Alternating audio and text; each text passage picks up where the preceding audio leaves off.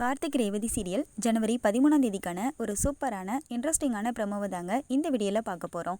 வீடியோக்குள்ளே போகிறதுக்கு முன்னாடி இந்த வீடியோ உங்களுக்கு பிடிச்சிருந்துச்சுன்னா மறக்காமல் லைக் பண்ணிவிட்டு பாருங்கள். நீங்கள் கொடுக்குற ஒரு லைக்ஸும் அடுத்தடுத்து வீடியோஸ் போடுறதுக்கு எங்களுக்கு கொஞ்சம் இன்ட்ரெஸ்டிங்காகவும் ரொம்ப பெரிய மோட்டிவேஷனாகவும் இருக்கும். சரி வாங்க இப்போது என்ன நடந்துச்சுன்னு பார்க்கலாம். சாமுண்டீஸ்வரி அவங்க பொண்ணுங்க கிட்ட சொல்லிட்டு ரொம்ப கவலைப்பட்டுக்கிட்டு இருக்காங்க. இந்த மாதிரி மல்லிகாவுக்கு இப்படி ஒரு நிலைமை வரும்னு நான் கொஞ்சம் கூட எதிர்பார்க்கல.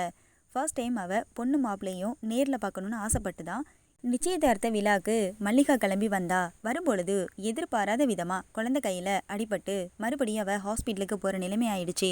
சரி அப்போதான் முடியலை, இந்த பந்தக்கால் ஃபங்க்ஷன்லையாவது கண்டிப்பாக பொண்ணு மாப்பிள்ளையை பார்த்து நேரில் பார்க்கணுன்னு ரொம்ப ஆவலாக கிளம்பி வந்தா.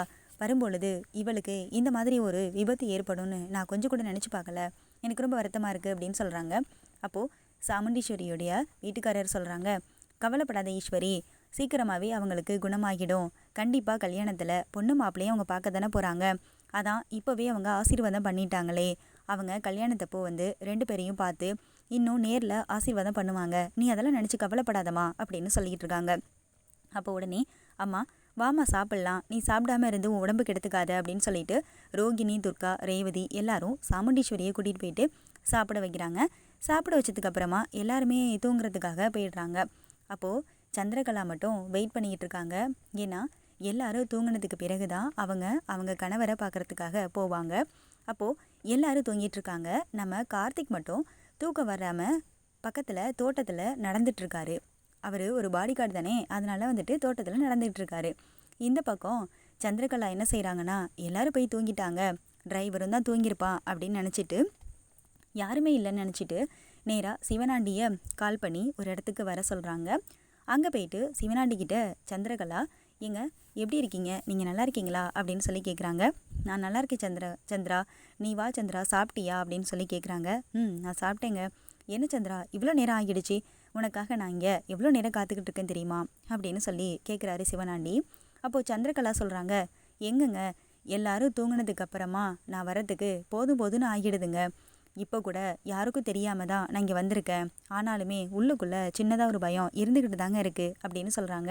பயப்படாத சந்திரா, இந்த நேரத்தில் யார் முழிச்சிட்டு இருக்க போகிறாங்க, எல்லாரும் தூங்கியிருப்பாங்க அப்படின்னு சொல்கிறாங்க சிவனாண்டி.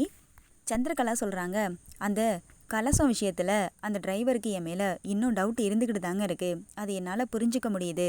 ஆனால் அவன் என்னை பற்றி இன்னும் அக்கா கிட்ட எதுவுமே சொல்லாமல் இருக்கான். அது தாங்க எனக்கு ஒன்றுமே புரியலை அப்படின்னு சொல்கிறாங்க. இருக்கட்டும் சந்திரா, ஒன்றும் பிரச்சனை இல்லை, அப்படியே இருக்கிறதா நல்லது. இந்த ரேவதியோட கல்யாணம் முடிகிற வரைக்கும் நம்மளும் கொஞ்சம் அமைதியாக தான் இருக்கணும். அது மட்டும் இல்லாமல் நம்மளும் மாட்டிக்கக்கூடாது, அந்த மகேஷ் மாயாவும் மாட்டிக்கக்கூடாது அப்படின்னு சொல்லிட்டு இருக்காங்க. அப்போது சந்திரா சொல்கிறாங்க, இந்த கல்யாணம் வரைக்கும் அவன் கொஞ்சம் அமைதியாக இருக்கணும்னா முதல்ல நாம் அவனுக்கு பயப்படுறத நிறுத்தணுங்க அப்படின்னு சொல்கிறாங்க. ஏன் அப்படி சொல்கிற? ஆமாங்க, நாம் அவனுக்கு பயப்படக்கூடாது, அவனை நமக்கு பயப்படுற மாதிரி நம்ம மாற்றணும் அப்படின்னு சொல்கிறாங்க. அது எப்படி சந்திரா முடியும் அப்படின்னு சிவனாண்டி கேட்குறாரு. ஏங்க முடியாது, கண்டிப்பாக முடியும்.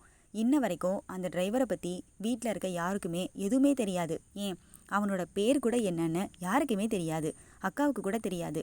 அப்போது அன்னைக்கு கூட மண்டபத்தில் அவன் மேலே ஒரு பிரச்சனை வரும்பொழுது அவன் யார் என்னங்கிற விஷயத்த மட்டும் சொல்லவே இல்லை. அதை அப்போது யாரும் அதை பெருசுபடுத்திக்கவும் இல்லை. அவன் நல்லவனாக இருந்திருந்தா அன்னைக்கே அவன் யார், எந்த ஊர், அவன் பேர் என்ன, அவன் ஃபேமிலி பேக்ரவுண்ட் என்ன எல்லாத்தையுமே சொல்லியிருந்திருக்கலாம்.